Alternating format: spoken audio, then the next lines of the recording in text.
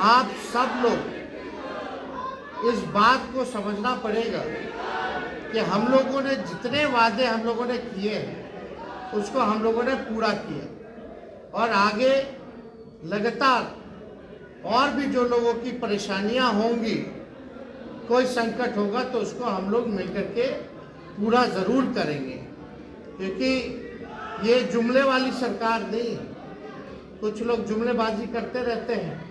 कुछ लोगों का था कि 15-15 लाख रुपया जो है खाते में हम लोग देने का काम करेंगे, हर भारतीय के खाते में देंगे। कुछ लोग प्रधानमंत्री कहते थे कि हर साल जो है 2 करोड़ रोजगार जो है वो दिया करेंगे, बल्कि रोजगार देना तो दूर की बात, रोजगार जो है वो भी छीना गया है। तो इसलिए हम सब लोग जो आने वाली जो हमारी चुनौती है, मिल करके एक साथ एकजुट होकर के जो लोगों ने हम लोगों के साथ धोखा किया है उनको सबक सिखाने का हम लोग काम करें। तो आज ज़्यादा कुछ हम ज़रूर इतना कहते हुए हम अपनी बातों को विराम देना चाहेंगे कि अब समय नहीं है। अब आप सब लोग मजबूती के साथ घर घर जाकर के जो है प्रचार प्रसार, पार्टी का काम, सरकार का काम को गिनवाने का लोगों को काम कीजिए और सभी लोगों को जागरूक कीजिए, जगाने का काम कीजिए। जो सच्चाई है, केंद्र सरकार ने कैसे ठगा है, उसको आप लोग जो है बताने का काम कीजिए। तो इन्हीं चंद शब्दों के साथ मैं पुनः स्वर्गीय शरद यादव जी को प्रति श्रद्धा के सुमन अर्पित करते हुए अपनी बातों को विराम देता हूँ। जय हिंद, जय बिहार। दूसरा नाम भी दिया गया, मंडल मसीहा के रूप से सब लोग उनको जानते हैं और से एक सच्चे समाजवादी नेता रहे और हमारे पिता के साथ, राष्ट्रीय अध्यक्ष जी के साथ उन्होंने शुरुआती जीवन में 7 संघर्ष किया और समाजवादी विरासत को आगे ले जाने का काम किया। सामाजिक न्याय की विचारधारा को घर घर तक पहुंचाया और जनता दल की जब सरकार बनी थी तो सब लोगों का उस समय, समाजवादी नेताओं का एक बड़ा योगदान रहा। उनके पुत्र शांतनु जी आज यहाँ हम सब लोगों के बीच उपस्थित हैं और आप सब लोगों को पता है कि 1 साल पहले ही जो है आदरणीय शरद जी का देहांत हुआ था। जब देहांत हुआ तो हम सब लोग जो हैं दुखी थे, निराश थे और हम स्वयं दिल्ली भी गए थे। और हम इतना ही कहना चाहते हैं कि आज एक दुख के घड़ी में हम उनके परिवार के साथ मजबूती के साथ, हम ही नहीं बल्कि राष्ट्रीय अध्यक्ष और पूरी पार्टी मजबूती के साथ, सामाजिक न्याय के लिए उन्होंने बड़ा काम किया, योगदान उनका बड़ा रहा और हम सब लोग जो हैं उनसे सीखते हैं, मिलते रहे हैं पूर्व में लगातार। आप सब लोगों को पता है कि पिछले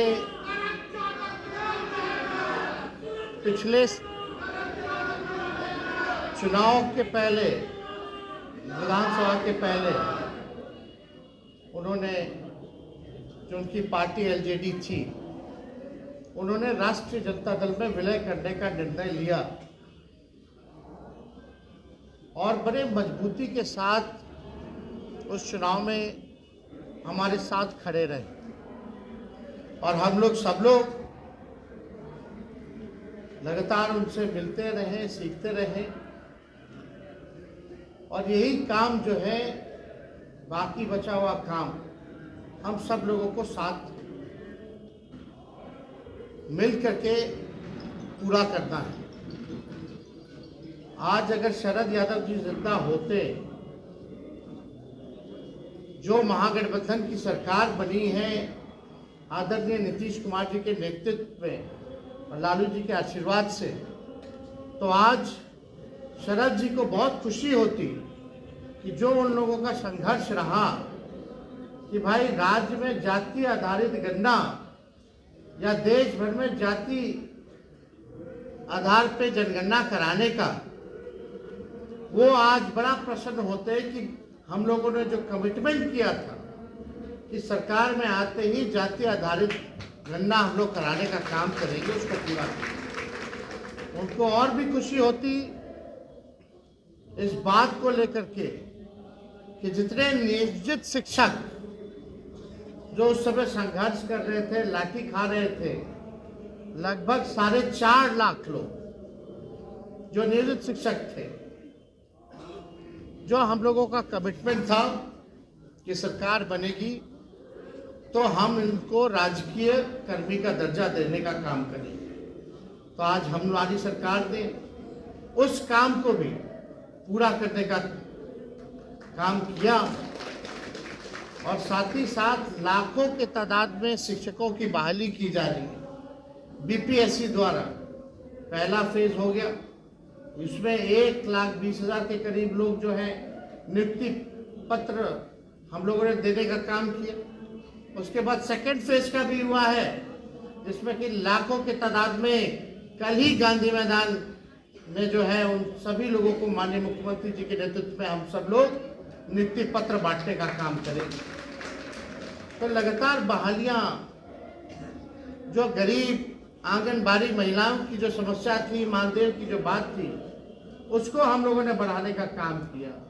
टोला सेवक से लेकर के आपके तांगनी मरकज के लोगों के जो वादे हम लोगों ने थे, उसको हम लोगों ने पूरा किया, मानदेय को दुगुना करने का काम किया और लगातार जो है इस दिशा में हम लोग काम कर रहे हैं। अब जाति आधारित गणना हुआ है तो जो आर्थिक स्थिति जो है सबकी पता है, हर जाति में गरीबी है, उसी हिसाब से हमारी सरकार भी योजना बना ली। जो भूमिहीन है उसको भूमि दिलाने का, जो पक्का मकान नहीं है उसको पक्का मकान बनाने के लिए राशि, आर्थिक मदद, और जो बेरोजगार जो युवा है जिसके परिवार में कोई नौकरी नहीं, उसको भी आर्थिक मदद हमारी सरकार, चाहे किसी जाति के हों, किसी धर्म के हों, उसको हम लोग देने का काम करेंगे।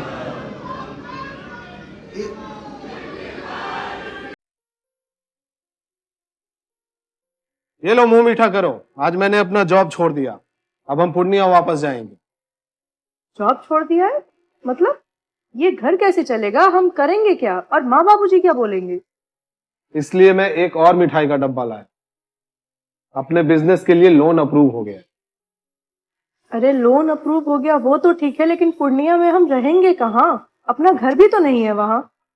इसलिए तो एक और मिठाई का डब्बा अलग से लाया हूँ। हमने पूर्णिया में घर ले लिया है, पूर्णिया के ई होम्स पैनोरमा में। पूर्णिया में पैनोरमा ग्रुप लेकर आए हैं ई होम्स पैनोरमा। बड़ा घर, आलीशान जिंदगी और अत्याधुनिक सुविधाओं के संग। अरे अरे, अब क्यों मुंह मीठा करवा रही हो? क्योंकि हम घर वापसी जो कर रहे हैं। घर वापसी की खुशी पूर्णिया में ई होम्स पैनोरमा के संग। E Homes Panorama, luxurious lifestyle redefined.